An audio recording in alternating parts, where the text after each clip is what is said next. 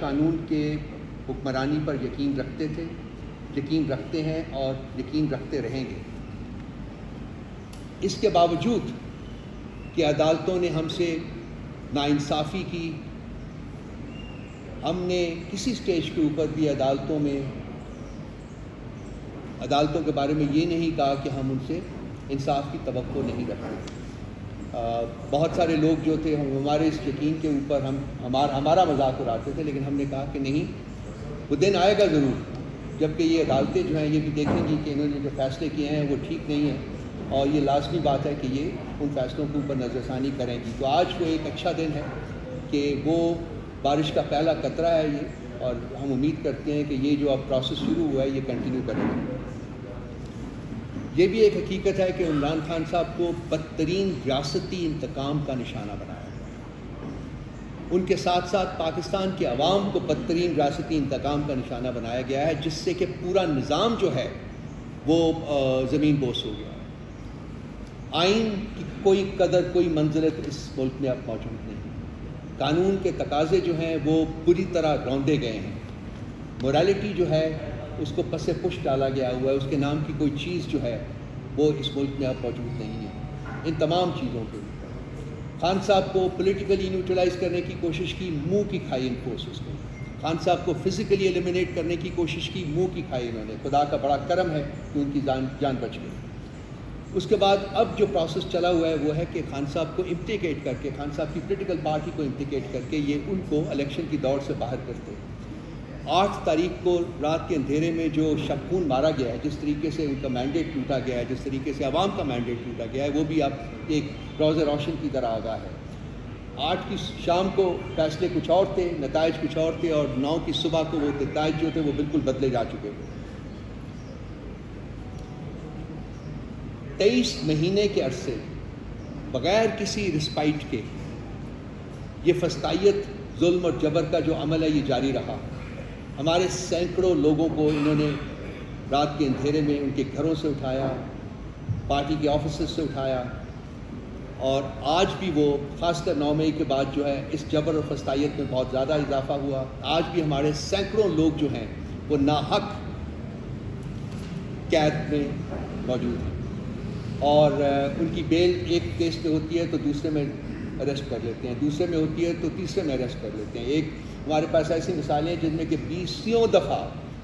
Bells ہونے کے بعد ہمارے ورکرز کو، ایکٹیوسٹس کو، ہمارے لیڈرز کو حراست میں لیا گیا۔ عدالتیں جو تھیں وہ ورچولی کینگرو کورٹس بن چکی ہوئی تھیں،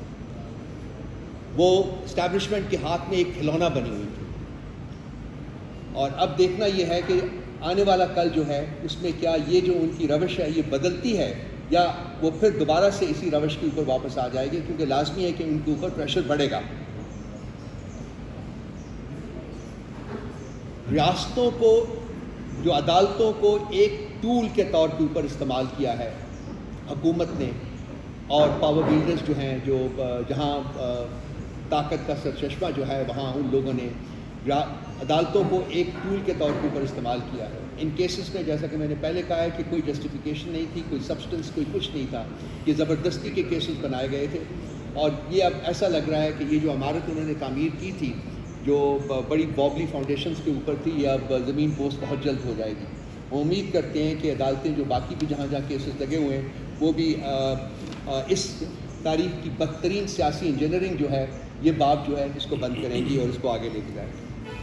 تو یہ تو تھا جی آج کے ایک اچھا ہمارے لیے خوشائند دن ہے ہماری پارٹی کے لیے اور پاکستان کے عوام کے لیے کہ خان صاحب کم از کم ایک مقدمے میں سرخرو ہوئے ہیں۔ ہمیں یقین کامل ہے کہ عنقریب وہ باقی مقدمات میں بھی اسی طرح سے سرخرو ہوں گے، عنقریب وہ جیل سے باہر نکلیں گے، اور عنقریب وہ اس ملک کے وزیر اعظم بنیں گے دوبارہ انشاءاللہ۔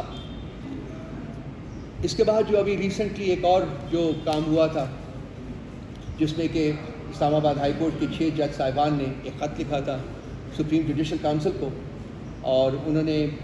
استدعا کی تھی کہ ایک جوڈیشل کنونشن بلایا جائے، کیونکہ ان کے کام میں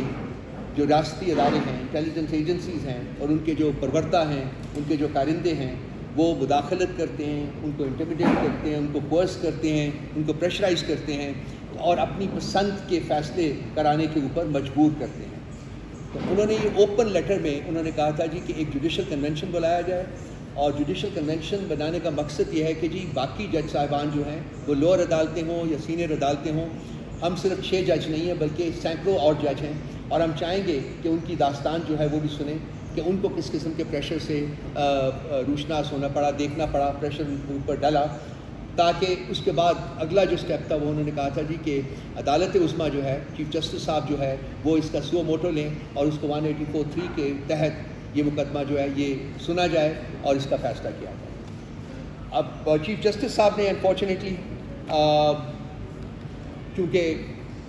میں کوئی ایسی کوئی زبان استعمال نہیں کرنا چاہتا ہوں, لیکن جو ان کا کانڈکٹ رہا ہے پچھلے کچھ عرصے میں, اس سے ان کی انٹینشنز کے بارے میں بڑے سیریس قسم کے شکوک و شبہات کریٹ ہوئے تھے. تو ہماری ان شکوک و شبہات کو مزید تقویت ملی جبکہ انہوں نے